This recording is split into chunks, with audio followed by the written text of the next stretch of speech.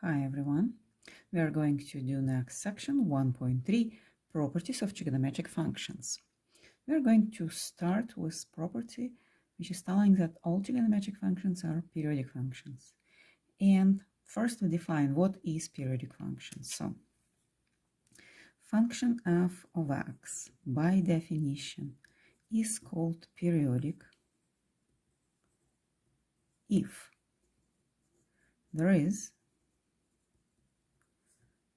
such p greater than 0 that f of x plus p is exactly equals f of x. So you take something like function of some value, add to this value this number p, and get a very same value for the function. So it's like you shift the function in x along x-axis, and the function stays same. The smallest p you can find if the function is periodic is called a fundamental period. Smallest p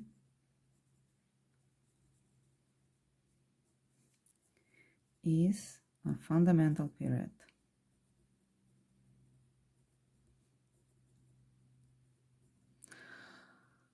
Well, let's check what we have for functions sine and cosine. Are they periodic or not periodic? Let's start with sine. Write down sine of theta. As you probably remember, previous section, we defined sine of theta as y coordinate of a point on a unit circle. So if this is a unit circle, this is x and this is y, you do have a point P with coordinates x and y.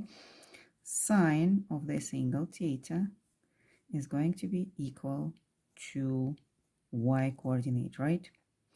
Well, you do see that if we add to this angle theta exactly 2 pi or a whole circle, we come back to the same point. Obviously, the y coordinate is going to be same, which means that sine of theta plus 2 pi is going to be same. So from which we are going to make a conclusion that sine of theta plus 2 pi equals sine of theta. So the function sine is periodic, and the period, fundamental period, is equal to 2 pi. We also can make like 2 full circles and we go back to the same point, or 3 full circles, go back to the same point. So 2 pi is the smallest number we can add to theta to get the very same value. But we can multiply it by any number n, and it's still going to be the period. For trigonometric functions, we are going to use letter t for the period, not letter p, but letter t for the period. So period of trigonometric function is going to be denoted by t. Well, because cosine, it's a kind of x coordinate, which is going to follow same rule, right? You make a full circle and x coordinate is going to return back. We are going to say that cosine of theta plus 2 pi equals cosine of theta. So the fundamental period of cosine is 2 pi. And of course, 4 pi, 6 pi, 8 pi is going to be the period of cosine too. But we need the smallest one to have a fundamental period, but also can be like any multiples of 2 pi. Well, what else? Because two other functions like secant of theta and cosecant of theta are kind of related to like x and y, we're going to say, okay, because they're going to be repeated after one circle, the period is going to be same. So the period is 2 pi for secant, and the period is 2 pi for cosecant. Now let's talk about tangent. Tangent of theta is defined as y over x. Obviously, is that if we make a full circle, we are going to come to the same point, and the period is going to be 2 pi, right? But do we have a smaller period? Because actually we need a fundamental period. Fundamental period is the smallest period, which is going to return function to its value. Let's consider a point with coordinates opposite of this. Point P1 with coordinates negative x and negative y, just opposite point. And to get the point P1, we'll need to add pi to our angle theta. So the point P1 is going to have tangent theta plus pi, right? That's going to be the angle theta, initial angle, plus pi, 180 degrees. What is going to be minus y over negative x, right? Because the coordinates are y and x. And minuses are going to cancel, and we are going to get y over x, which is again tangent of theta, which tells us that the period for tangent can be smaller. It's not only 2 pi, but it's also pi. Because we need the smallest number, so for tangent, we are going to use period of pi.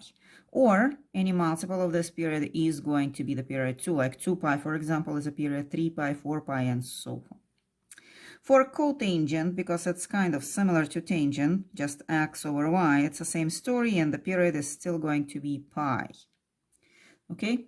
Well, let's remember this. So for functions, sine, cosine, secant, and cosecant are going to have period of 2 pi. And cotangent and tangent are a little bit off, and they have smaller period, just pi. Okay, this is our first property. Second property, so I'm going to label it number 1. Second property, or not a special property, but interesting fact about trigonometric functions. Signs of trigonometric functions in quadrants.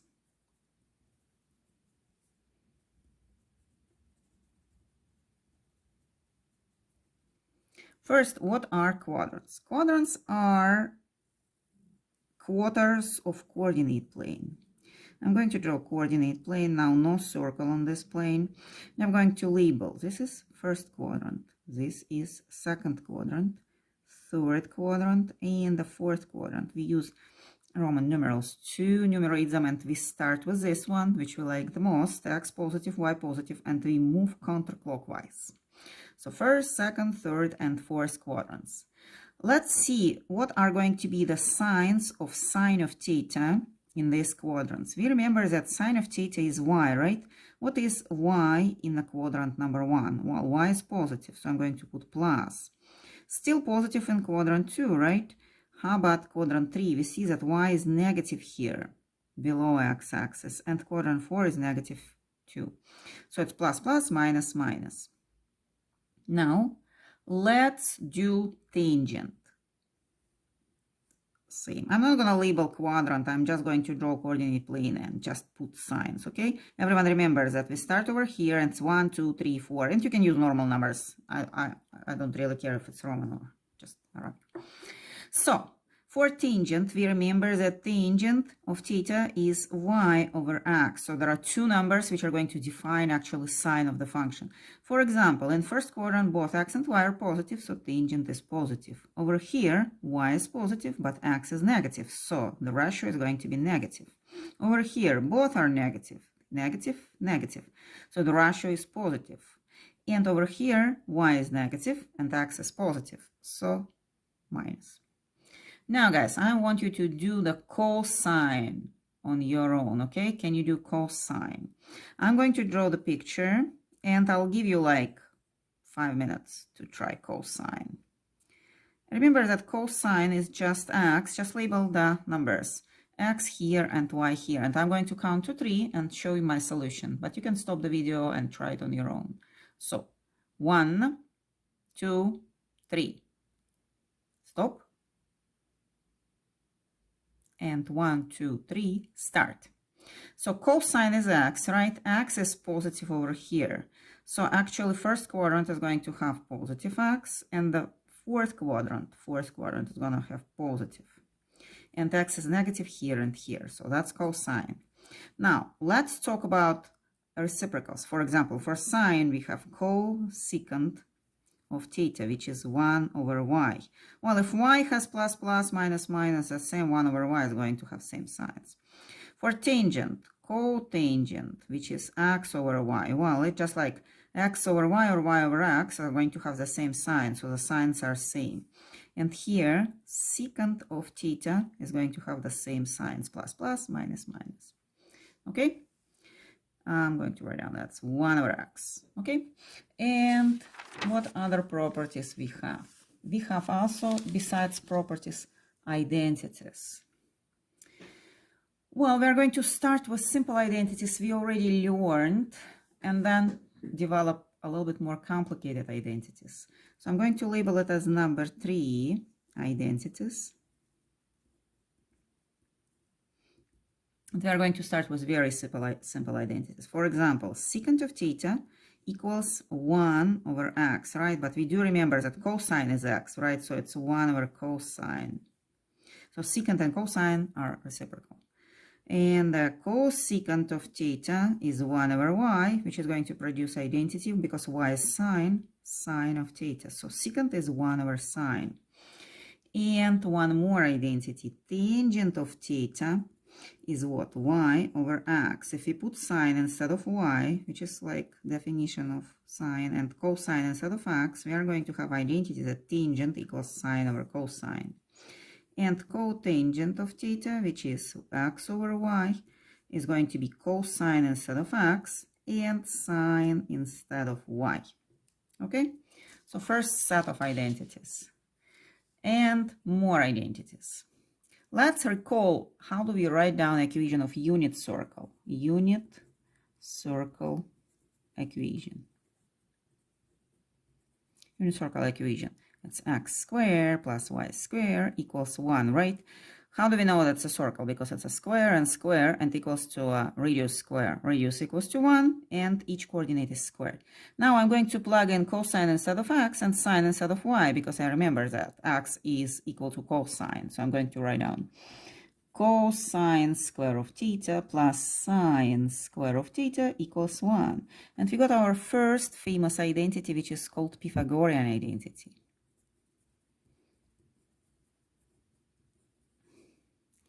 Now, if I divide this Pythagorean identity by cosine, what I'm going to have? Cosine square of theta over cosine square of theta plus sine square of theta over cosine square of theta equals 1 over cosine square of theta. Well, obviously, I'm going to have 1 over here, right? Cosine square over cosine square cancel. Here, sine over cosine, I already know from previous identities that it's tangent, right? Because everything is squared here, I'm going to get tangent square of theta. And I do know that 1 over cosine is what? It's a secant. So, because it's squared, I'm going to have secant squared. This is less popular, but it's also Pythagorean identity. It comes together with this one. It's just a like little brother of big Pythagorean identity. We're going to use it a lot, makes sense to memorize it. And you see, it's not difficult to obtain all identities from just a unit circle equation, right? If you remember that unit circle is x squared plus y squared, then it's going to substitute x and y instead of sine, cosine, and you get Pythagorean identity. Divide by cosine, you get a second Pythagorean identity. Now, why do we need these identities and why do we need all this stuff? To solve problems, of course. I'm going to show you a couple of problems. So we're going to start with example number 1. For example, somebody gives us cosine of theta equals negative 2 over 3.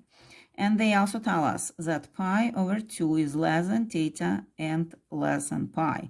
So basically, they tell us one function of angle theta. They don't give us angle theta, but they tell us a little bit more information, that theta goes from pi over 2 to pi. Well, how do we find all other functions? For example, somebody is asking, what is sine of theta?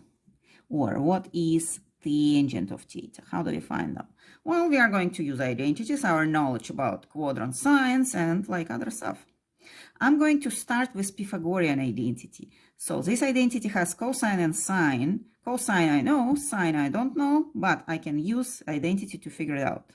So I'm going to write down Pythagorean identity, cosine square of theta plus sine square of theta equals 1, and plug in cosine, which I do know, negative 2 over 3 squared plus unknown sine square of theta equals 1.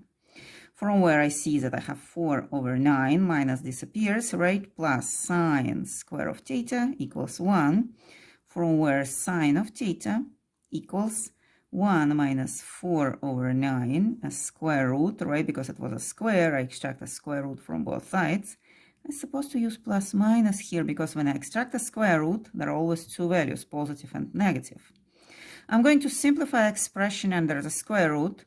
and bring into common denominator, it's 9 over 9 minus 4. I'm going to get a square root of 5 over 9, right? So now the question is, which sign do I use, plus or minus? I cannot give my answer like plus minus, because obviously if you have one angle, we'll need to get one function. I'm going to draw my picture and see where angle theta belongs. So this is my pi over 2, and this is my pi. Angle theta belongs to this quadrant. Now, in this quadrant, what is sine of sine? Let's bring the previous picture over here and look at it. You see that sine is positive here, right? You don't need a picture every time. You remember that sine is y and y is positive here. So sine is positive here, so I'm going to use a positive sign. So I found that sine of theta equals a square root of 5 over 9. Or if you extract a square root from numerator and denominator, you're going to have a square root of 5 over 3.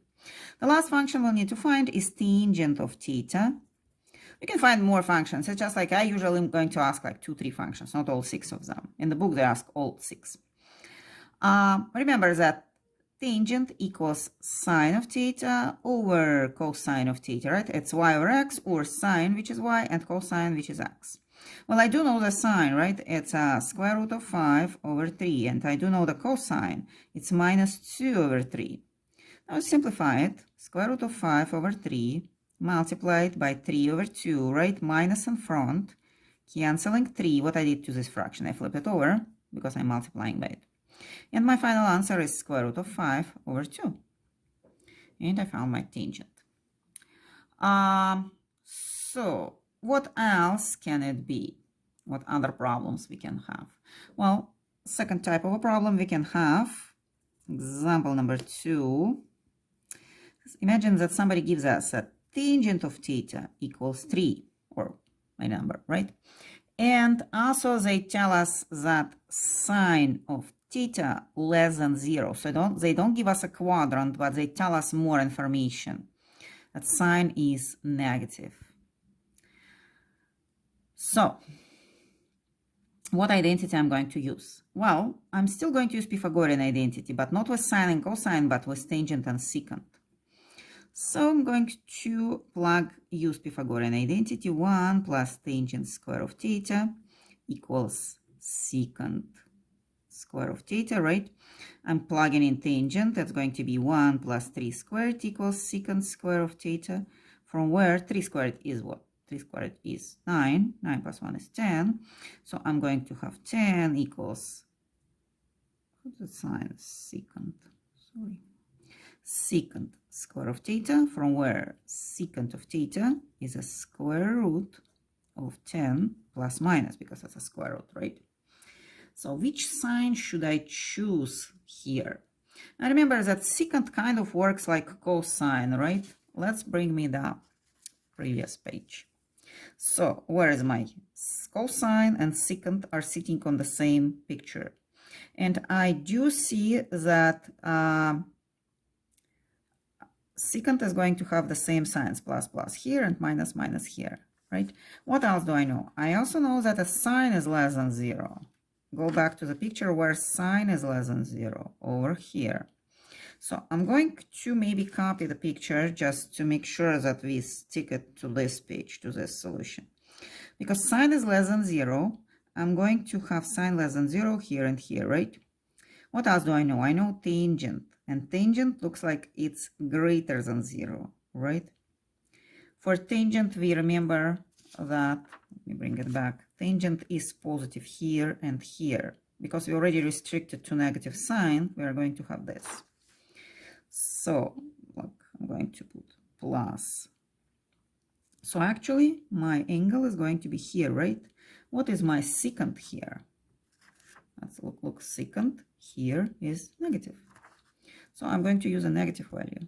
So secant of theta equals minus square root of 10. Okay.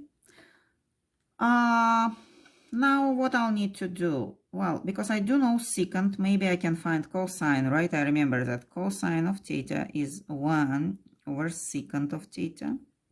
And I'm just going to plug it in. 1 over secant.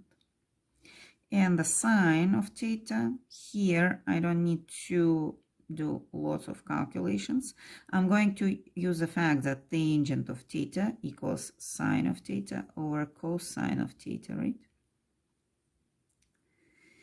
I'm going to multiply both sides by cosine, here cosine and here cosine, so I'm going to have the sine of theta, cosine here disappears, is tangent of theta by cosine of theta. Plug in. Tangent, I do know, it's 3. Cosine, do I know cosine? Yeah, cosine sits over here, it's negative 1 over square root of 10. Doesn't look very nice, but the final answer is negative 3 over square root of 10. If you need anything else, like for example cotangent, you know how to find it using identities, right? Or cosecant, well, you know sine, now you can find cosecant too. Now, what I'm going to do, I'll ask you to do a couple of problems on your own, okay? And then I'll provide solutions. So, self-problems. I'm going to put 2 problems and then you can stop the video. First problem is sine of theta equals negative 1 over 5.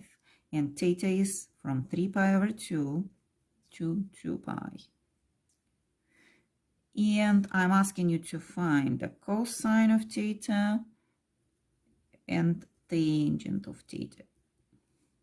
In my second problem, problem B, I'm giving you secant of theta equals minus 7. And I also tell you that tangent of theta greater than 0. Tangent of theta greater than 0. Okay. Now I'm going to count to 3 and then you stop your video. 1, 2, 3, stop.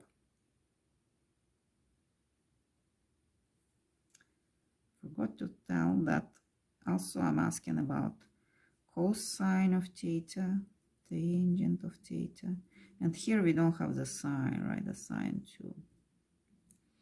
Okay, so have your time, solve the problems, and I start counting back and finding solutions. Okay, so 1, 2, 3, and I count back. Solutions. For problem A, where sine of theta equals negative 1 over 5, and theta is from 3 2 pi over 2 to 2 pi. Well, here solution is not that complicated, right? Similar to my first example. Sine square of theta plus cosine square of theta equals 1. Pythagorean identity. I plug in sine. It's negative 1 over 5 squared plus cosine square of theta equals 1. From where cosine square of theta equals 1 minus, this is 1 over 25, minus disappears, but when I move it to this side, it's going to appear again. And I have 24 over 25. So if I extract the square root, cosine of theta is going to give me plus minus a square root of 24 over 25. Well, I can simplify it a little bit more. I'm going to keep 24 on the top, but extract the square root of 25, which is going to give me 5. So now, which value should I take? Well, because I'm given the interval where theta sits, I'm just going to recall that cosine is x, right? Plus, plus, minus, minus. X is positive here and here. So they're telling me 3 pi over 2 and 2 pi. This is 3 pi over 2 and this is 2 pi. So they are sitting over here. Cosine is positive. So I'm going to use cosine of theta equals the square root of 24 over 5. Well, I do know cosine, I just need to find tangent of theta. According to the problem, tangent is sine of theta over cosine of theta, identity. And that's 1 over 5 divided over 24, square root of 24 over 5. Well, minus 1 over 5, 5 over square root of 24. I'm just going to cancel 5 and minus 1 over square root of 24. Okay, so these are my answers. Cosine, and that's a tangent. Let's solve problem B. Let me see. Problem B was Look at one more time. Secant of theta equals -7, and tangent of theta is greater than 0. So interval is not given, but additional information about tangent is given. And the question is to find sine, cosine, and tangent. Well, again, I'm going to use Pythagorean identity. 1 plus tangent square of theta, little brother of this one, right, equals secant square of theta. I will plug in all the numbers. So it's 1 plus tangent square of theta equals -7 squared is going to give me 49, from where tangent square of theta equals, if I move 1 over here, I'm going to get 48, or tangent of theta equals plus minus square root of 48. Well, because they are telling me directly that tangent is supposed to be positive, so I'm just going to choose a positive sign here. Not much of the choice here left for me, right? Just because of this one, so I'm going to choose positive sign. Okay, good. So I do know tangent, and I do know secant. I remember that secant is connected to cosine, right? So actually cosine of theta is 1 over secant of theta. So I'm just going to plug in secant, 1 over -7. That's going to be the final answer already. So it's -1 over 7. So I do have tangent and I do have cosine. Can I find the sine? Yeah. I remember that tangent of theta equals cosine of theta, sine of theta, sorry.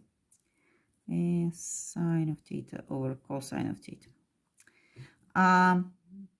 If I multiply both sides by cosine of theta here and here, I'm going to cancel it and get just expression for sine. So sine of theta equals cosine of theta by tangent of theta, and I'm going to calculate it by plugging my numbers.